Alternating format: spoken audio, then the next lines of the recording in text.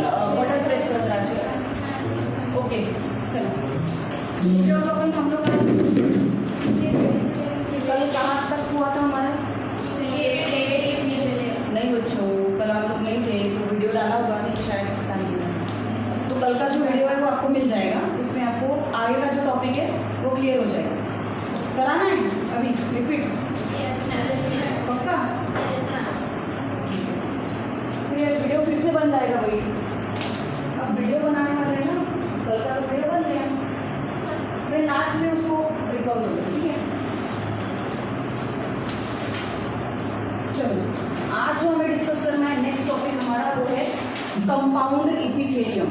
Okay in previous lecture we already discuss about type of simple epithelium. Simple epithelium हमने epithelial cell को दो type में divide किया था. याद है आप लोगों को. याद है इपिथेलियल सेल को हमने टू टाइप में डिवाइड किया था. इपिथेलियल सेल से पहले हमने उसे 4 टाइप में डिवाइड किया था. कौन से टाइप थे वो बताओ पहले. कौन से थे. Epithelial, then connective, then muscular and then neural भी बोल सकते हैं. उसे स्केलेटल या फिर न्यूरल सेल हम कंसिडर करते हैं. ऐसे हमने 4 टाइप में उसको डिवाइड किया है. ओके नाउ हम जो डिस्कशन कर रहे हैं वो it is about the only epithelial cell. जो भी हमारा डिस्कशन शुरू है अभी इपिथेलियल सेल के बारे में हमारा डिस्कशन शुरू है. ओके इपिथेलियल सेल में हमने फिर से इसको डिवाइड किया था. एक था सिंपल इपिथेलियल सेल और दूसरा था कंपाउंड इपिथेलियल सेल. ठीक है याद है ना हम लोगों को. सिंपल के टाइप हमने डिवाइड किए थे. कितने टाइप के बच्चों. Squamous epithelial cell, ciliated epithelial cell याद है क्या. Columnar epithelial cell, cuboidal epithelial cell, glandular epithelial cell और न्यूरोकॉलमनर इपिथेलियल सेल. इतने टाइप हमारे हो चुके हैं. Now today we have to discuss about the compound epithelial cell. किसे बोलेंगे हम कंपाउंड. आई थिंक मैंने सबसे पहले जब स्टार्ट किया था तो उसी टाइम बताया था basic difference between the simple and compound. Simple और कंपाउंड में बेसिक डिफरेंस क्या होता है ये मैंने आप लोगों को समझा के बताया था. क्या डिफरेंस रहता है सिंपल और कंपाउंड में. सिंपल सेल में आपको क्या नजर आती है. There is a presence of only a single layer. क्या प्रेजेंट है वहां पे. सिर्फ सिंगल लेयर से बना हुआ होता है इपिथेलियल सेल. अगर हम स्क्वैमस की बात करें तो हमारा कॉमन कैरेक्टरिस्टिक है इपिथेलियल सेल के बारे में कि इपिथेलियल सेल में बेसमेंट मेम्ब्रेन प्रेजेंट होती है ना. हमारा बेसिक कैरेक्टर है. इपिथेलियल सेल के बारे में जब हम डिस्कस करते हैं बच्चों तो सबसे पहली बात हमें पता है कि वहां पे बेसमेंट मेम्ब्रेन प्रेजेंट रहती है. राइट. दूसरे कौन से भी कनेक्टिव में आपको बेसमेंट मेम्ब्रेन नहीं नजर आएगी. आपको मस्कुलर सेल में भी बेसमेंट मेम्ब्रेन नहीं नजर आती है. न्यूरल सेल में भी बेसमेंट मेम्ब्रेन नहीं नजर आती है. वो कहाँ पे होती है. सिर्फ और सिर्फ इपिथेलियल सेल. तो मैंने क्या बोला. सिंपल इपिथेलियल सेल में क्या होता है. सिंगल लेयर से स्ट्रक्चर बनता है. सिंगल लेयर से स्ट्रक्चर बनता है. उसे थोड़ा सा पॉइंट करूंगा 2 मिनट का. तो ये अगर मैं कितने भी टाइप ले लूँ उसके. स्क्वैमस ले लूँ, क्यूबॉइडल ले लूँ, कॉलमनर ले लूँ, ग्लैंडुलर ले लूँ, कोई भी वो एक ही लेयर से बनेगा. फॉर एग्जाम्पल अगर मैं स्क्वैमस बोलती हूँ तो स्क्वैमस को वैसे ड्रॉ करते हैं तो सिंगल ही लेयर से बनेगा. अगर मैं क्यूबॉइडल बोलूँ तो ये ऐसे. राइट. सिंगल ही लेयर बनेगी. अगर मैं कॉलमनर बोलूँ क्या है. सिंगल ही लेयर बनेगी. लेकिन when we are talking about the compound epithelial cell there is the presence of one or more layers. क्या बनता है वहां पे. एक से ज्यादा लेयर प्रेजेंट होती है. Okay so there is the presence of one और मोर लेयर. अब वन और मोर लेयर में भी एक फंडा है. एक तो हम क्या बात करते हैं कि हम कंपाउंड के बारे में बात कर रहे हैं. ठीक है लेकिन है तो इपिथेलियल तो वहां पे भी बेसमेंट मेम्ब्रेन प्रेजेंट होगा. बेसमेंट मेम्ब्रेन प्रेजेंट होगा. अगर हम कंपाउंड के बारे में बात करते हैं तो कंपाउंड के सेल एक से ज्यादा लेयर से बनेंगे. तो नीचे के जो सेल है उनका जो शेप है उनसे हमें कुछ लेना देना नहीं है. ऊपर की जो लेयर होती है बच्चों वो किस सेल से बनती है. वो क्यूबॉइडल से बनती है या फिर वो कॉलमनर से बनती है या फिर वो स्क्वैमस से बनती है. जो भी लेयर है इससे इसके नाम अलग अलग हो जाएंगे, इसका क्लासिफिकेशन आपको नहीं है तो मैं आपको डिस्ट्रैक्ट भी नहीं करूँगी, उसकी तरफ छोड़ूंगी क्योंकि जितना जितना ज़्यादा मैं आपको बताऊंगी उतना आप ज़्यादा कंफ्यूज होगी, तो हम उतना ही पढ़ेंगे जो आपके सिलेबस में दिया हुआ। तो इसके बहुत सारे टाइप आते हैं, टाइप हमें डिस्कस नहीं करना है, लेकिन यहाँ पे एक वर्ड दिया है, शायद इसमें क्लियर नहीं दिख रहा है, स्ट्रैटम जर्मिनेटियम। स्ट्रैटम जर्मिनेटियम नाम की एक लेयर होती, वो लेयर कहाँ प्रेजेंट होती है? एक्चुअली देखो सारे के सारे सेल आपको एक बेसमेंट मेम्ब्रेन पे नजर आ रहे हैं, ठीक है, लेकिन कितने सेल अटैच है बेसमेंट मेम्ब्रेन के साथ में? कितने सेल अटैच है या फिर कितनी लेयर्स अटैच है? मैंने 3 लेयर वहां पे ड्रॉ किया। Okay, how many layers are attached to the basement membrane? Only 1। तो उस लेयर का नाम होता है बच्चों स्ट्रैटम जर्मिनेटिवम। इस मेम्ब्रेन का नाम है जो layer which is attached, only a single layer which is attached to the basement membrane, that layer is called as a stratum germinativum। ये दिया नहीं है आपके बुक में, लेकिन आपको समझना है, आपको सबसे पहले क्वेश्चन आता था ये है क्या, स्ट्रैटम जर्मिनेटिवम है क्या? यहाँ पे क्या लिखा है, nucleus is present in a stratum germinativum. अब आपको पता ही नहीं कि स्ट्रैटम जर्मिनेटिवम का है तो न्यूक्लियस कहाँ ढूंढोगे आप लोग, राइट ना? तो ये जो है ये कंपाउंड इपिथेलियल सेल है, और कंपाउंड इपिथेलियल सेल के 2 तरीके के डायग्राम्स आपको दिए हुए हैं और 2 ही टाइप दिए, इसमें 3-4 टाइप आते हैं, लेकिन आपको स्टडी के लिए सिर्फ 2 टाइप, ठीक है।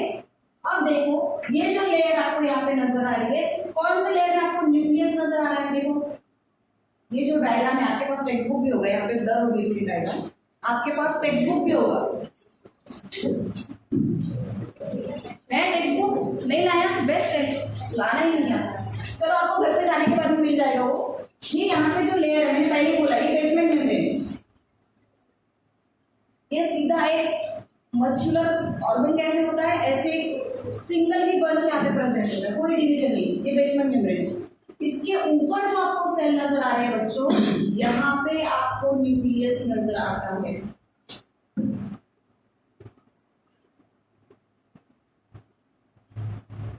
ओके, इसीलिए उन्हें बोला है कि nucleus is present in stratum germinativum. कौन से लेयर में? स्ट्रैटम जर्मिनेटिवम में क्या प्रेजेंट है? न्यूक्लियस प्रेजेंट है, क्योंकि वही एक single layer, that is the only layer which is attached to the basement membrane. Okay, clear है सबको? देन देखो, cell at free surface become flat and lack nucleus called as a stratum corneum. Stratum corneum. अब देखो stratum corneum किसे बोला है? ये देख लिया हमने, यहाँ पे न्यूक्लियस प्रेजेंट है, ये पूरी एक लेयर है उन सेल से बनी, ठीक है, यहाँ पे न्यूक्लियस प्रेजेंट है। ऐसी एक लेयर फ्री हैंड में जहाँ पे प्रेजेंट है, ये फ्री हैंड। फ्री हैंड किसे बोलेंगे हम? हमने ग्लैंडुलर एपिथेलियम सेल देखा है, हमने सिलिएटेड एपिथेलियल सेल देखा है, सिलिया में हमने देखा है कि हेयर लाइक प्रोजेक्शंस प्रेजेंट होते हैं, ग्लैंडुलर में हमने क्या देखा है? माइक्रोविलाई प्रेजेंट होते हैं, देखा है ना? मतलब क्या कि वो जो माइक्रोविलाई या फिर विलाई जो प्रेजेंट है, सिलिया जो प्रेजेंट है, वो कौन से एंड में प्रेजेंट है? फ्री एंड, जो ओपन एंड है। लिख दैट, ये ब्यूटी है कुछ बाजूला उससे लिख दे। ओके, तो क्या बोला मैंने कि सिलिएटेड एपिथेलियल और माइक्रोविलाई दोनों भी प्रेजेंट है, तो कहाँ प्रेजेंट है? उसके फ्री एंड में। फ्री एंड क्यों बोला इसको? क्योंकि इसकी नीचे की लेयर तो बंधी हुई है, पैक है ना, इसकी नीचे की लेयर क्या है? पूरी तरीके से बंधी हुई, इसलिए हम इसे फ्री एंड नहीं बोल सकते। फ्री एंड किसे बोलेंगे? ऊपर का जो पोर्शन है जो ओपन, उसे हम बोलेंगे फ्री एंड। ओके, तो यहाँ पे जो फ्री एंड है, इन फ्री एंड में प्रेजेंट रहने वाले सेल्स में न्यूक्लियस एब्सेंट है, और उस लेयर को बोला गया है बच्चों स्ट्रैटम कॉर्नियम। स्ट्रैटम कॉर्नियम, समझ में आया? स्ट्रैटम कॉर्नियम किसे बोला? Cell which is present at the free end of the whole structure. जो भी कंपाउंड है, कंपाउंड एपिथेलियल सेल है, उस कंपाउंड एपिथेलियल सेल के फ्री एंड के पास जो सेल प्रेजेंट है, there is a absence of nucleus and those cells are called as a stratum corneum. उन सेल को क्या बोला गया है? Stratum corneum. उनको कोई सहारा नहीं, सहारा कौन से सेल को है? स्ट्रैटम जर्मिनेटिवम को सहारा है, किसका? बेसमेंट मेम्ब्रेन का, क्योंकि अटैच है। इनको सहारा है कि तो उड़ रहे बेचारे हवा में, हवा में नहीं उड़ रहे, इसके साथ अटैच है, लेकिन जो बेस है इसका, बेस किसके साथ अटैच है? स्ट्रैटम जर्मिनेटर के साथ में। तो कैसे ध्यान में रखोगे आप? स्ट्रैटम कॉर्नियम किसे बोलेंगे? जिस सेल को कोई सहारा नहीं, कोई मदद नहीं कर रहा, बेचारे अटके पड़े हैं ऊपर, और उनमें न्यूक्लियस क्या होता है? एब्सेंट होता है। क्लियर है एवरीवन? चलो नेक्स्ट क्या बोला है? फंक्शन। अब देखो मेन फंक्शन इज का protection. Okay, epidermis of skin example दिए आपको, then oesophagus cornea, vagina and rectum. मैं बता दूं आपको प्रोटेक्शन क्यों बोला है। अब देखो ये जो सेल है ये नीचे अटैच है, राइट ना?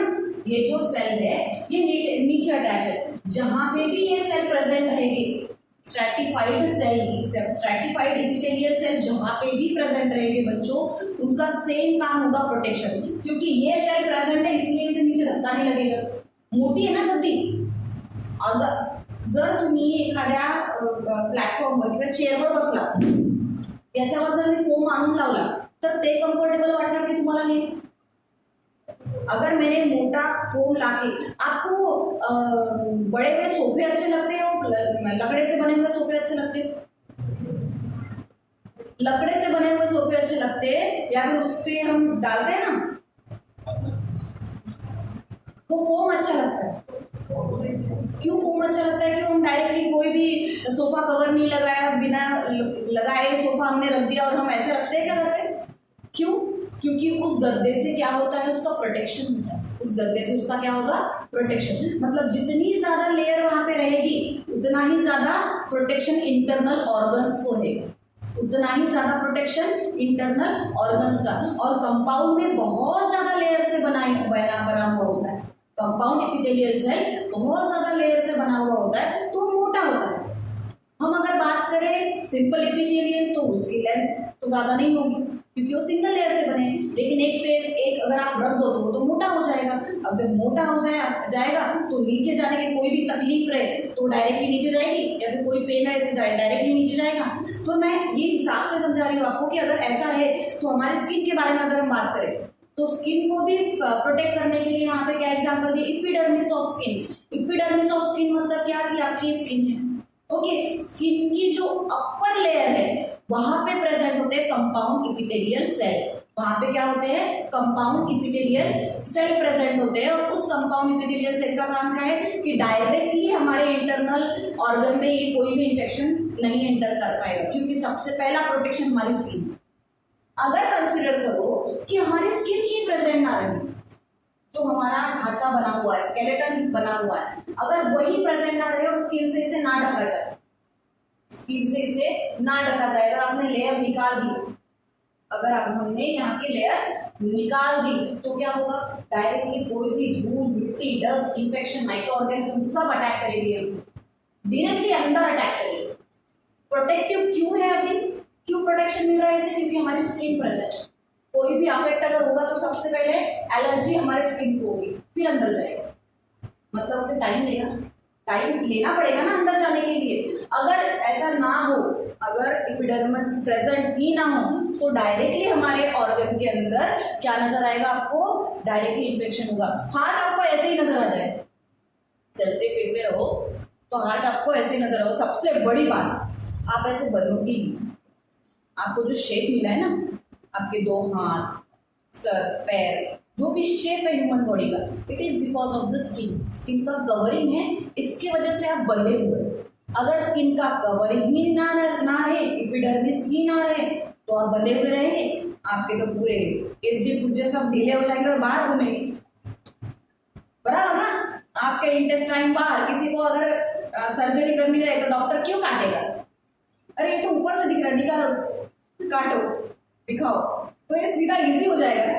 लेकिन ये बहुत ज्यादा हजार्डस होता है किसी भी बॉडी के लिए, प्लांट के लिए ले लो, क्योंकि प्लांट में भी अगर अभी तो हम यहाँ पे एनिमल टिश्यूज के बारे में बात कर रहे हैं, अगर आप प्लांट टिश्यू के भी बारे में बात करोगे तो प्लांट्स को भी कवरिंग होता है। पता है क्या? अपन जरा झाडाची साल म्हणतो ना, बार्क, वो उसे बोला जाता है क्यूटिकल, और क्यूटिकल के नीचे जो लेयर प्रेजेंट होती है उसे बोला जाता है एपिडर्मिस। तो प्लांट्स को भी प्रोटेक्शन चाहिए होता है उनकी बॉडी के लिए। एनिमल्स को भी प्रोटेक्शन चाहिए होता है, वैसे ही ह्यूमन बीइंग में भी प्रोटेक्शन है स्किन के लिए, और वो होते हैं एपिडर्मल सेल जो बनते हैं कंपाउंड एपिथेलियल सेल्स। क्लियर है? Is it clear everyone? सबको क्लियर है? चलो नेक्स्ट क्या बोला है, नेक्स्ट पोजीशन बोली है इन्होंने ईसोफेगस कॉर्नी, सॉरी कॉर्नी अलग वर्ड है, ईसोफेगस आपके बुक में मिस्टेक है, ईसोफेगस का कॉर्नी नहीं होता, cornea is a thin layer which is present on I side, आपकी जो आंखें होती है उसके ऊपर जो थीन लेयर प्रेजेंट होता है उसे बोला जाता है कॉर्निया। इन्होंने कंबाइन करके दे दिया ईसोफेगस और कॉर्निया, बहुत सारी मिस्टेक है वो क्लियर हो जाएगी, ठीक है। तो ईसोफेगस किसे बोलेंगे हम? Oesophagus is called as a food pipe, इसे बोलते हैं हम फूड पाइप, खाना जिससे हम खाते हैं। सबसे पहले हमारी बॉडी के ऊपर की जो सामने है ये ट्रकिया होता है, दो ट्यूब्स है, आई थिंक मैंने आपको नीचे के बच्चों को बताया, दो ट्यूब्स है हमारी नेक में, यस सामने वाली जो है जहां से ये ऐसे खड़ा कर दो, एक आगे एक पीछे, आगे वाली जो ट्यूब है ना वो ट्रकिया है और पीछे वाली जो है ना वो ईसोफेगस है। क्या है? ईसोफेगस, और ये ट्यूबुलर स्ट्रक्चर है। और अब मुझे बताओ इतना सारा खाना खाओगे, शांत बैठे हो तो खाना ही खाते हो, कहीं पे बाहर जाओ तो खाने की चीजें चाहिए, जीते हम खाने के लिए, तो सबसे ज्यादा स्ट्रेस किसके दिमाग पे, दिमाग नहीं बोल किसके ऊपर आएगा? हमारे बॉडी के ऑर्गन, हमारा माउथ और ये जो खाना जाने वाली जो ट्यूब है ईसोफेगस, इसके ऊपर आता है। तो इसे चाहिए होता है प्रोटेक्शन, इसे क्या चाहिए होता है? प्रोटेक्शन, और उस प्रोटेक्शन के लिए कंपाउंड एपिथेलियल सेल इस ईसोफेगस में, इस ट्यूब में प्रेजेंट होता है। आप लोगों ने बहुत बार सुना होगा बच्चों कि हमें अगर हम खाना खाते हुए और उसी वक्त खाना खाते अगर हम बात कर रहे हैं तो हमें क्या बोलते हैं, खाना अटक जाता है हमारे गले में, ठसका लागणं म्हणतो आपण, माहिती आहे ना, ठसका का बरं लागतो, फूड का बरं अटकतं माहिती आहे का त्याचं रिझन तुम्हाला? यस, एक्चुअली आपको जो शांति से बताया जाता है कि बच्चों कभी भी खाना खाते टाइम बात मत किया करो, it is not because of the manners, ये मैनर्स के लिए नहीं पढ़ाया जाता, उसके पीछे एक बहुत बड़ा रीजन है कि आपकी ये दोनों ट्यूब, आपकी विंड पाइप और आपकी food pipe side by side present है, आपकी विंड पाइप और आपकी food pipe side by side present है, और इसके ऊपर होता है ढक्कन, इसे बोला जाता है एपिग्लॉटिस, इन ट्यूब के ऊपर होता है ढक्कन, ये ट्रकियल ट्यूब के ऊपर ढक्कन होता है। जब हम सांस लेते हैं उसी टाइम हम बात नहीं करते, जब हम खाना खाते हैं, जब हम खाना खाते हैं तब हम बात भी करते हैं, तो ऑब्वियसली क्या होगा, दोनों प्रोसेस एक ही टाइम। जब खाना खाया जाता है, जब मैं खाना खाऊंगी तो ये ढक्कन ट्रकिया का बंद होना चाहिए, मैंने क्या बोला, जब मैं खाना खाती हूँ तो इसके ऊपर जो ढक्कन है ट्रकिया का वो बंद होना चाहिए, जिसे एपिग्लॉटिस बोला जाता है। लेकिन हम क्या करते हैं, हम बहुत सुधारित बच्चे हैं ना, हमें बड़बड़ भी चाहिए और खाना भी चाहिए, राइट, तो हम क्या करते हैं, खाना खाते टाइम बड़बड़ भी हमारी शुरू रहती है, तो ये जो ढक्कन है ना उसका जो बैलेंस है वो बिगड़ जाता है, उसे समझ में नहीं आता मैं क्या करूँ, उसे समझ में नहीं आता मैं क्या करूँ, बंद रहूँ या शुरू करूँ, इसे बंद होना है लेकिन ये नहीं होता है, तो क्या होता है उस टाइम आपका जो खाना है जो फूड पाइप में जाना है वो कहाँ जाता है, ट्रकियल ट्यूब में जाता है, क्योंकि जो ढक्कन खुला रह जाता है और उसकी वजह से वो पार्टिकल्स आपके ट्रकिया में जाने की वजह से आपको खांसी आती है, ठसका लगने ज़्यादा मुद्दा पर। ओके, सो इस ईसोफेगल ट्यूब में जो है वो सारे कंपाउंड, क्योंकि जितनी हेवी प्रोसेस है खाना चबाने की वो अंदर जाने की, यहाँ पे ज़्यादा प्रेशराइज करती है, पेरिस्टाल्टिक मूवमेंट होती है, पेरिस्टाल्टिक में ऐसे चालू बंद चालू बंद चालू, खाना अगर ढकेलना है हम तो ऐसे नहीं करते बाबा कि खाना लिया और पूरा अंदर हाथ डाल दिया स्टमक तक जाएगा, करेंगे कैसे करते हैं, मतलब अभी क्योंकि हमारे ऑर्गन तो ऐसे घूमते नहीं है, बॉडी में घूमते हैं क्या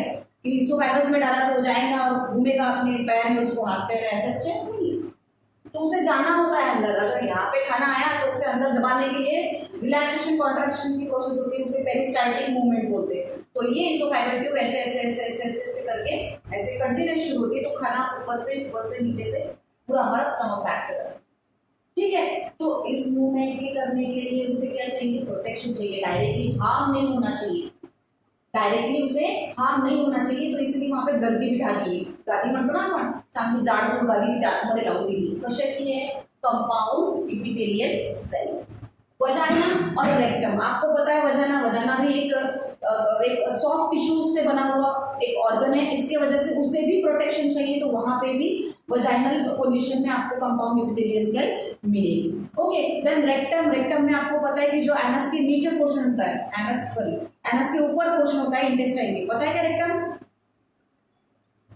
जहां पे हमारे बॉडी का पूरा वेस्ट मटेरियल जमा रहता है उसे रेक्टम बोला जाता है। वॉशरूम जाते हैं ना, सॉलिडिफाइड स्टूल जो फॉर्मेशन होता है वो सॉलिडिफाइड स्टूल वेस्ट मटेरियल उस रेक्टम में जमा होता है, और फिर जब हम बोलते हैं, मैं क्लियर भाषा में बोलती हूँ, लैट्रिन आना, तो जो है ना वेस्ट मटेरियल फैक्ट है, हर एक के लिए कॉमन है, ह्यूमन बॉडी है, एनिमल बॉडी है, प्लांट के लिए अलग है, तो जो भी बॉडी है हर एक के लिए कॉमन है, उसमें शर्माने की कोई बात नहीं कि इसको अलग है और इसके लिए अलग प्रोसेस भगवान ने बनाई। नेचर ने सबको सरीका बनाया, तो वो जो वेस्ट मटेरियल होता है हमारे बॉडी का वो लार्ज इंटेस्टाइन के रेक्टम पोर्शन में स्टोर होता है स्टूल, और वो वहां से नीचे फूड जो वेस्ट मटेरियल वो नीचे जाता है, एनस बोला जाता है, जिस छेद से उसे बाहर निकाला जाता है, that is called as anus.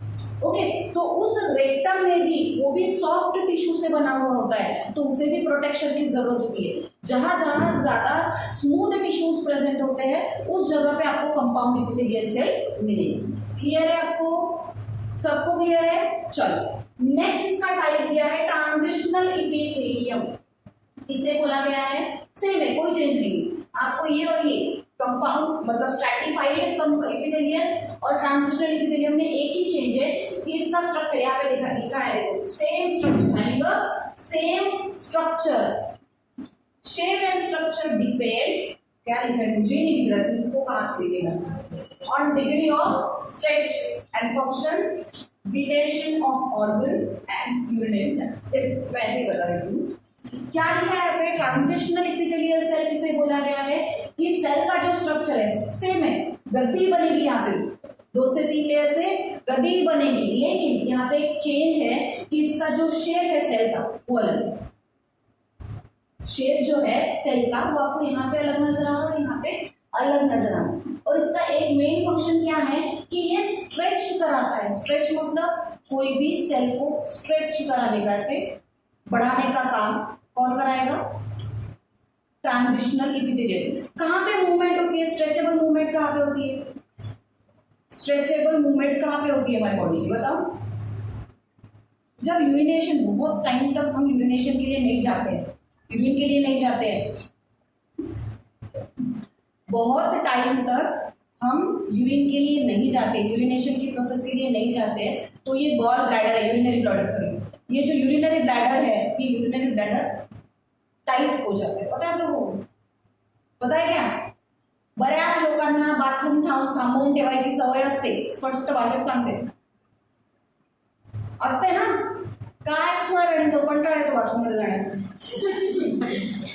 तर वो जो स्टोरेज होता है ना, जो स्टोरिंग ऑर्गन को बोला जाता है यूरिनरी ब्लैडर, ज्याला आपण मराठीत कोथा म्हणतो, ओटीपोट, उसे बोला जाता है यूरिनरी ब्लैडर। और यूरिनरी ब्लैडर में स्ट्रेचिंग की प्रोसेस होती है, कम से कम 500 to 1000 ml यूरिन वहां पे स्टोर होता है in a minute, sorry in a day, एक डे में उसमें क्षमता होती है कि 500 से 1000 ml की यूरिन वो स्टोर कर पाए, तो ऑब्वियसली स्टोर करेगा तो इतना सा है, उसे अगर आएगा उसमें यूरिन आएगा तो वो तो बढ़ेगा ना, तो बढ़ने के लिए कौन सा सेल चाहिए? अगर मैंने इसको बोला कि ये बढ़ना है तो ये बढ़ेगा, ये सॉलिडिफाइड है पूरी तरीके से, इसके अंदर मैंने कुछ भी डाला तो इसकी वॉल्यूम बढ़ेगा क्या? नहीं बढ़ेगा। कौन से सेल का? जो स्ट्रेच कर पाते हैं, जो स्ट्रेच कर पाते हैं, जो बढ़ सकते हैं, अपना वॉल्यूम इंक्रीज कर सकते हैं, तो वो जो वॉल्यूम इंक्रीज करने वाले जो सेल होते हैं that cell are called as a transitional epithelial cell,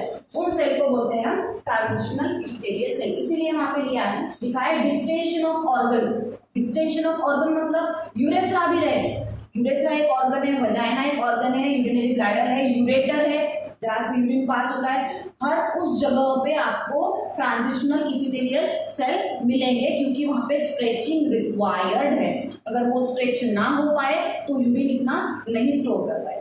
okay, तो उस जगह पे आपको नजर आते हैं ट्रांजिशनल एपिथेलियल सेल। क्लियर है एवरीवन? किसी को डाउट है पूछ लो। नेक्स्ट स्लाइड ले। ये आपको आप पॉइंट नोट डाउन कर रहे हो, करना है आगे से, क्योंकि अभी ऑफलाइन अगर शुरू हो गया, अभी तो हमारा एक्सपेरिमेंट शुरू है तो नहीं चल रहा है, अगर कंटिन्यू शुरू हो गया तो ये स्लाइड वगैरह तो भी ना आपको मिलेगा नहीं, तो क्या करना है आपको, इतना ही है। कहाँ गया है वो कि मुझे ये तकलीफ देता है,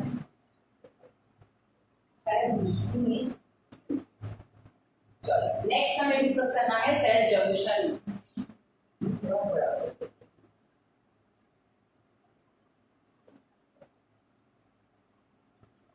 बहुत बड़ा हो गया अब, ओके। सेल जंक्शन कहाँ कहाँ प्रेजेंट है, हाँ मैं एक्सप्लेन कर दूंगी। वैसे ये कुछ जो एक जगह पे बहुत ज्यादा अगर डायग्राम आ जाते हैं तो उस जगह प्रॉब्लम है, ठीक है ना, आपके बुक में आप देख लेना। वैसे मैं यहाँ पे लिख भी रही हूँ तो नो इशू, ठीक है, उसको हाथ लगा के मैंने बेटा नहीं तो चला जाएगा। क्या बात कर रहे हैं, सेल जंक्शन। सेल जंक्शन हमारे बॉडी के हर एक जगह पे नहीं प्रेजेंट होते। कहाँ प्रेजेंट होते हैं मैं पहले बताऊँ, कनेक्टिव टिश्यू छोड़ के, कनेक्टिव टिश्यू छोड़ के आपको हर जगह पे सेल जंक्शन नजर आते हैं। सेल जंक्शन नजर आते हैं, इनके कुछ पर्टिकुलर फंक्शन। ओके, मैंने क्या बोला, कौन से जगह पे मिलेंगे आपको सेल जंक्शन, हर एक सेल में नहीं मिलते, कनेक्टिव में आपको नहीं मिलेंगे, लेकिन आपको एपिथेलियल सेल में सेल जंक्शन मिल सकते हैं, आपको मस्कुलर सेल में सेल जंक्शन मिल सकते हैं, आपको न्यूरल सेल में सेल जंक्शन मिल सकते हैं, लेकिन आपको कनेक्टिव टिश्यू में सेल जंक्शन नहीं मिलते, इसलिए इस पर्टिकुलर जगह को बोलेगा। सेल जंक्शन किया है आपको, एग्जाम्पल देखो, tight junction, tight junctions, TJS। These junctions maintain cell polarity, prevent lateral diffusion of a कुछ नजर नहीं आ रहा एंड प्रोटीन्स एंड बोन्स। अरे ये चश्मा है मुझे, लेकिन इसका भी प्रॉब्लम है, इससे भी मुझे क्लियर नहीं नजर आ रहा। चलो it's a part of joke, मतलब ज्यादा सीरियस नहीं बैठना चाहिए, इसलिए मैं जोक बीच बीच में मारती रहूंगी, क्योंकि बायोलॉजी बोरिंग है ना बहुत। नालायक में माझ्या सब्जेक्टची मेरे सामने बोल रहे वैसे। चलो ना, एक्चुअली मैं जब बताऊं, मैं जब बायोलॉजी पढ़ती थी, मतलब मैं गलती से बायोलॉजी टीचर हो गई, मेरा कभी भी कोई भी इंटरेस्ट नहीं था बायोलॉजी टीचर होने का, लेकिन एक्सीडेंटल बहुत सारी चीजें हो जाती है लाइफ में, तो मेरे साथ भी ये, ठीक है। मेरा इंटरेस्ट जो था वो मैथमेटिक्स में बहुत ज्यादा था लेकिन चल हो गया तो निभाना तो पड़ेगा, अब 10 साल से इसी फील्ड में हो तो निभा ही रही। चलो, तो हम क्या बात कर रहे हैं, सेल जंक्शंस के बारे में बात कर रहे हैं। सेल का जो जंक्शंस है वो कितने प्रकार का होता है। सबसे पहला टाइप हमने देखना है टाइट जंक्शंस। सबसे पहला टाइप क्या है, टाइट जंक्शन। तो ये मैं बता दूं आपको, टाइट जंक्शन का मतलब होता है किसी भी सेल को टाइटली पकड़ के रखना, टाइटली पकड़ के रखना। ये जो दिख रहे हैं आपको बीड्स लाइक बने हुए हैं ऐसे, ये एक्चुअली बताओ कि एक बार, ये 11th में बोरिंग है बायोलॉजी, मुझे बिल्कुल भी पसंद नहीं है 11th को बायोलॉजी पढ़ाना, बिल्कुल भी पसंद नहीं, एक भी चैप्टर इंटरेस्टिंग नहीं है। लेकिन जैसे आप 12th में जाते हो तो बहुत ज्यादा इंटरेस्टिंग चैप्टर, पढ़ने में मजा आता है और पढ़ाने में भी मजा आता है। ये बोरिंग मैं पहले कहती हूँ कि जो 11th है हमारा, वो 12th से बहुत ज्यादा बोरिंग है। जब हम 12th में जाएंगे तो हमें इंटरेस्ट भी आएगा पढ़ने का और टॉपिक भी बहुत अच्छा। चलो, तो टाइट जंक्शन किसे बोला है बच्चों ने, कि जिस सेल को टाइटली पकड़ के रखना है। फॉर एग्जाम्पल हमारी स्किन, टाइट है ना, लूज है क्या, तो यहाँ पे कौन सा जंक्शन प्रेजेंट होगा कि एक thread like protein formation, chain formation होती है, प्रोटीन लाइक चेन फॉर्मेशन होती है, और ये प्रोटीन लाइक चेन क्या करती है, हमारे स्किन के सेल को ऐसे खींच के रखती है टाइटली, बिल्कुल, इसलिए इसे टाइट बोला गया, नाम पे ही जाना है।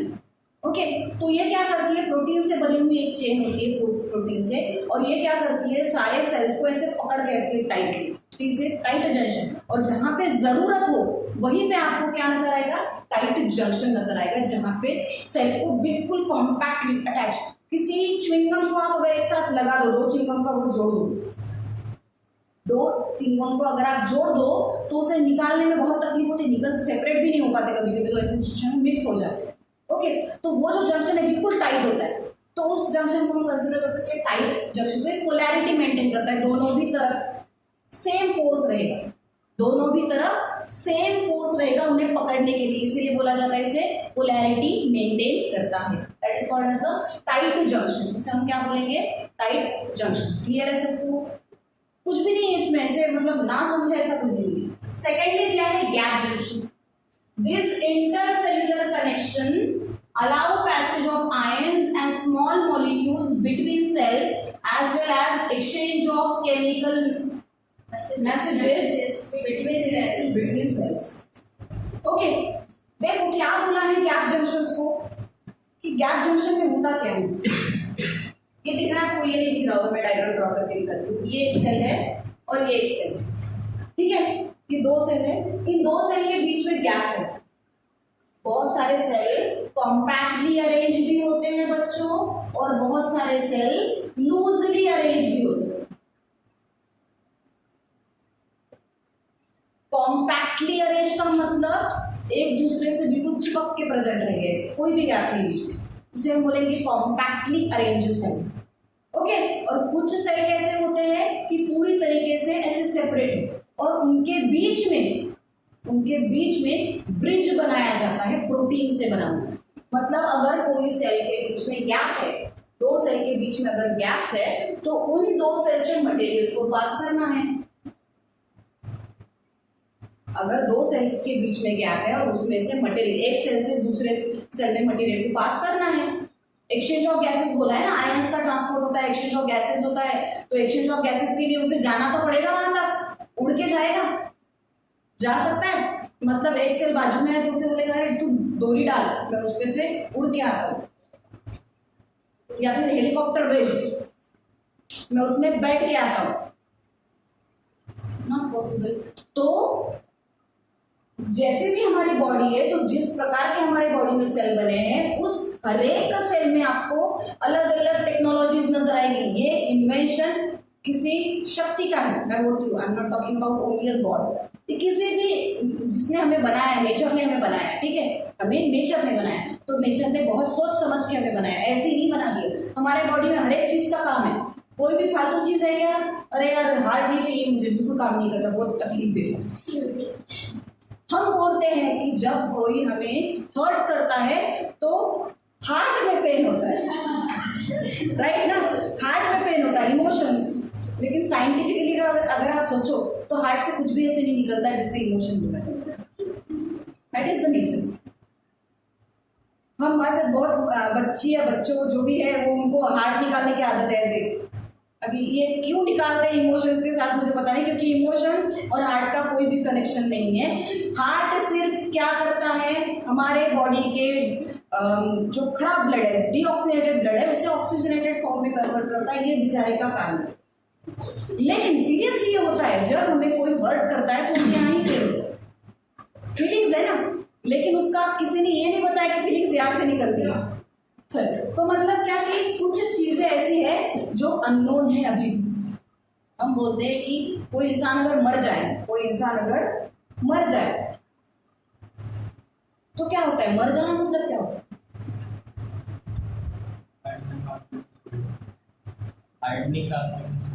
हार्ट सबसे पहले बंद हो जाता है, हार्ट सबसे पहले बंद हो जाता है। लेकिन आप किसी भी बूढ़े इंसान से पूछो तो क्या बोलेगा?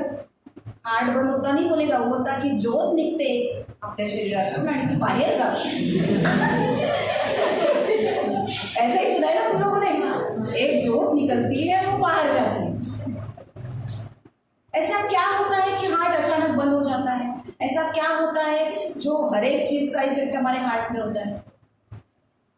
इसका कोई साइंटिफिक रीजन नहीं है, लेकिन ये बोला जाता है कि जब भी इंसान मरता है तो उसका हार्ट काम करना बंद कर देता है।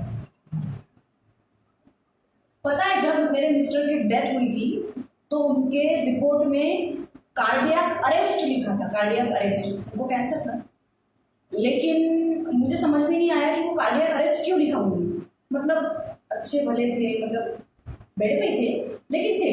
मतलब जिस इंसान को कैंसर हुआ है, जो इंसान कैंसर से जूझ रहा है, उस इंसान की डेथ अगर आप कार्डियक अरेस्ट से बोलते हो तो थोड़ा सा फील होता है। वो रिपोर्ट मैंने कितनी बार देखी, आप इमेजिन भी नहीं कर सकते कितने बार देखी वो रिपोर्ट मैंने, कि क्यों कार्डियक अरेस्ट, क्यों कार्डियक अरेस्ट। तो कुछ चीजें ऐसी होती है कि किसी भी चीज का स्ट्रेस जो होता है वो सबसे पहले हमारे हार्ट के ऑर्गन के ऊपर आता है, हमारे हार्ट के ऑर्गन के ऊपर आता है। तो सबसे ज्यादा प्रेशराइज हमारा हार्ट होता है। हमें घबराहट भी होती है तो हमारी हार्ट बीट बढ़ती है, हमें घबराहट भी होती है तो हमारी हार्ट बीट होती है, हम भागते भी है तो हमारी हार्ट बीट बढ़ती है, हम सोते भी है तो हमारी हार्ट बीट शांत होती है। तो सबसे ज्यादा इफेक्ट कहाँ पे होता है? हार्ट पे होता है। चलो चलो, सो ऐसी चीजें हैं हमारे बॉडी में, सेल के अंदर, हमारे बॉडी के अंदर जो पर्टिकुलरली बनाई गई है कि सेल आपको एक ही तरीके से नहीं, मैंने बोला है आपको कि trillions millions of cell present होते हैं, तो हर एक सेल का स्ट्रक्चर सिमिलर रहेगा क्या? नहीं, अलग अलग रहेगा। तो कोई कॉम्पैक्टली अरेंज है तो कोई लूजली अरेंज है। तो एनवायरमेंट ने कॉम्पैक्टली अरेंज के लिए अलग स्ट्रक्चर बनाया है और लूजली अरेंज के लिए अलग स्ट्रक्चर बनाया है।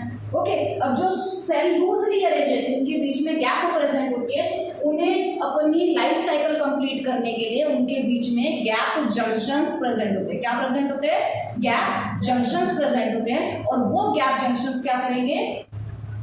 आप उनके एक दूसरे के सेल में से गैसेस एक्सचेंज करेंगे। जैसे टाइट जंक्शन का एक बहुत बेस्ट एग्जांपल है आपका स्टमक।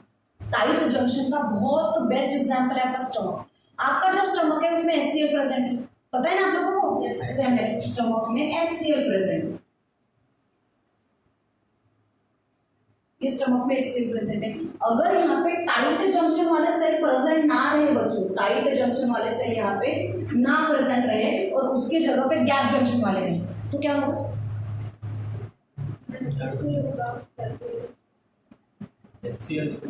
यस, HCl जो है ना अंदर, वो आपके स्टमक की जो लेयर है उस लेयर को अफेक्ट करेगा, वो आपके इसको जला देगा क्योंकि वो एसिड है। HCl क्या है? एसिड है। और एसिड क्या करेगा? अगर ये इसमें गैप रही सेल के बीच में तो इसे जला देगा। तो इसीलिए वहां पे क्या प्रेजेंट है? टाइट जंक्शन सेल प्रेजेंट है, तो HCl को बाहर निकलने नहीं देता। तो हर एक चीज का इंपॉर्टेंस है ना, ऐसे ही तो ना बने। तो ये टाइट जंक्शन का बेस्ट एग्जांपल है कि स्टमक में HCl है और HCl से जलाया जा सकता है। खाना ब्रेक डाउन होता है बिकॉज ऑफ द HCl। हम खाने पे अगर पानी पी गए तो उसकी एक्टिविटी कम हो जाती है, इसलिए बहुत ज्यादा एसिडिटी के प्रॉब्लम शुरू हुए हैं कम उम्र के बच्चों में। ठीक है, देन नेक्स्ट आता है डेस्मोसोम्स। डेस्मोसोम्स के बारे में क्या लिखा है? These provide mechanical strength to epithelial tissue, cardiac muscle and meninges. Desmosomes कैसे सेल है? डेस्मोसोम्स कैसे सेल है? ये क्या कर रहे हैं? यहाँ पे डायग्राम दिया आपको, यहाँ पे एक आपको डायग्राम नजर आ रही है, दिख रही है? ये सेल है, सेल के ऊपर ये ऐसे आपको फाइबर्स नजर आ रहे होंगे। मेरे ख्याल से एक कोई ऐसा डायग्राम है जो यहाँ पे क्लियर नजर नहीं है, बाकी स्लाइड में क्लियर बनाएंगे। ओके, तो डेस्मोसोम्स क्या बोला गया है कि इनका काम है मैकेनिकल स्ट्रेंथ प्रोवाइड करना। एक सेल है, ये डायग्राम छोड़ दो, एक सेल है, एक सेल है, और सेल किससे कवर होता है? सेल किससे कवर होता है? सेल के अंदर एक प्रोटीन से बनी हुई लेयर होती है, ऐसे बाहर निकली। सेल जो है, सेल के अंदर से कुछ प्रोटीन्स बाहर निकल रहे, सेल के अंदर से कुछ प्रोटीन्स बाहर निकल रहे हैं, और वो प्रोटीन्स क्या करते हैं? किसी भी यहाँ अगर लेयर प्रेजेंट है दूसरे सेल की तो इन्हें पकड़ते हैं। मैंने क्या बोला? अगर मेरे बॉडी में एक सेल है और सेल के बाजू में दूसरा सेल है, सेल के बाजू में दूसरा सेल है, चलो हम यहाँ पे कंसीडर कर लेते हैं, यहाँ पे एक सेल ऊपर है, एक सेल नीचे है। तो अगर मेरे बॉडी में मैकेनिकल स्ट्रेंथ बोला है, मैकेनिकल स्ट्रेंथ क्यों? कार्डियक मसल क्यों? कार्डियक मसल कहाँ प्रेजेंट होती है? हार्ट में, मायोकार्डियम बोलते हैं ना उसे। तो हार्ट में कार्डियक मसल प्रेजेंट होती है। ये जो भी मसल्स आपको मेनिंग्स, आपके जो ब्रेन है, ब्रेन के लेयर को मेनिंग्स बोला जाता है। टाइम हो गया क्या? कौन था? चलो चलो, तो क्या बोला है मैंने कि डेस्मोसोम्स क्या करते हैं? मैकेनिकल स्ट्रेंथ प्रोवाइड करते हैं। मैकेनिकल स्ट्रेंथ का सीधा सीधा मतलब किसी को पकड़ के रखना। दोनों में डिफरेंस बताऊंगी, दोनों भी सेम। तो एक ये सेल यहाँ पे प्रेजेंट है, ये सेल यहाँ पे प्रेजेंट है, इसमें से प्रोटीन निकले, इसमें से प्रोटीन निकले, इन्होंने ऐसे ऐसे टाइट एक दूसरे को पकड़ लिया। अब पकड़ लिया तो क्या हुआ? अब छूटेंगे, ये हो गया मैकेनिकल स्ट्रेंथ। ये क्या हुई? Mechanical strength. ये तो एक साइड से बता दी मैंने। अडेरेंस किसे बोला जाता है? अरे अडेरेंस में चारों जगह से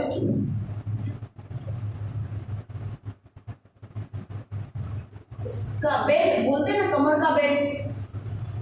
कमर का बेल्ट अगर हम लगाते हैं, जिनको बैक पेन का, मुझे खुद तकलीफ होती है तो मैं कमर का बेल्ट लगाती हूँ, तो पूरे कमर को पकड़ा जाएगा ना इस बेल्ट से। ओके, तो सेल का भी अडेरेंस जंक्शन का भी ऐसे ही होता है। अडेरेंस जंक्शन कैसे होता है कि एक सेल और सेल के चारों बाजू में प्रोटीन्स निकल रहे हैं, सेल के चारों बाजू में प्रोटीन्स निकल रहे हैं, उसके बाजू में एक सेल प्रेजेंट है, उसके भी चारों बाजू से प्रोटीन निकल रहे हैं, तो उसके आजू बाजू वाले जो भी है वो एक दूसरे से ऐसे पकड़े रहेंगे। जितने भी सेल्स है वो एक दूसरे के आजू बाजू के सेल्स को ऐसे पकड़ के रखेंगे। ऐसे क्या करेंगे? पकड़ के रखेंगे, तो उसे बोला जाता है अडेरिंग। अगर proteins are present in all direction of cells, अगर वो एक सेल के चारों डायरेक्शन में प्रेजेंट है तो उसे हम बोलेंगे अडेरेंट जंक्शन। अगर सेल्स प्रोटीन सिर्फ सेल के एक साइड से प्रेजेंट है तो दूसरे को ही पकड़ेगा। तीन बाजू तो खुली है ना उसकी, तीन बाजू तो खुली है ना उसकी, तो उस जंक्शन को बोला जाता है डेस्मोसोम्स। उस जंक्शन को बोला जाएगा डेस्मोसोम्स। और इसका नाम क्या दिया है रे? हेमियोडेस्मोसोम्स। क्या हो गए? हेमियो मतलब cells are strongly to the underlying cell and membrane maintain tissue। चलो बता देती हूँ। हेमियोडेस्मोसेंस भी इसके जैसे है, डेस्मोसेंस के जैसे। हेमियोडेस्मोसेंस क्या करता है? हेमियोस्टेसिस मूवमेंट को मेंटेन करता है। हेमियोस्टेसिस का मतलब होता है इंटरनल टेम्परेचर को मेंटेन रखना। इंटरनल टेम्परेचर को मेंटेन, लास्ट है इंटरनल टेम्परेचर को मेंटेन रखना। अब सर्दी आ रही है, विंटर सीजन है ना, तो हम ऐसा करते हैं क्या कि ठंडी बाहर है इतनी है तो हमारा बॉडी का टेम्परेचर ठंडा हो जाएगा उतना ही जितना बाहर है। हम क्या करते हैं खुद के बॉडी को मेंटेन रखने का? 37 डिग्री फ़ारेनहाइट अलग है। हाँ, जो बुखार हम गिनते हैं ना 104, 104, 105 मंडला टेम्परेचर, वो फ़ारेनहाइट में होता है। हमारा नॉर्मल टेम्परेचर डिग्री में अगर काउंट किया जाए वो 37 है। ओके, तो 37 डिग्री टेम्परेचर मेंटेन करने का हम क्या करेंगे? वुलन के कपड़े पहनेंगे जिससे हमारी बॉडी को हीट मिले और हमारे बॉडी का टेम्परेचर मेंटेन रहे। समर में क्या करेंगे? ठंडा ज्यादा खाएंगे क्योंकि समर में बहुत ज्यादा धूप होती है। तो हम क्या कर रहे हैं? डायरेक्टली इनडायरेक्टली हमारे बॉडी को मेंटेन कर रहे हैं। That maintaining process is called as homeostasis which is done by the hemidesmosomes. वो कौन कराता है? हेमियोडेस्मोसोम्स। मतलब आपके ब्लड में जो ब्लड मेंटेनिंग की, टेम्परेचर मेंटेनिंग की जो सिचुएशन है वो हेमियोडेस्मोसोम है। क्लियर है? क्लियर है? चलो बाकी का कर देखते हैं।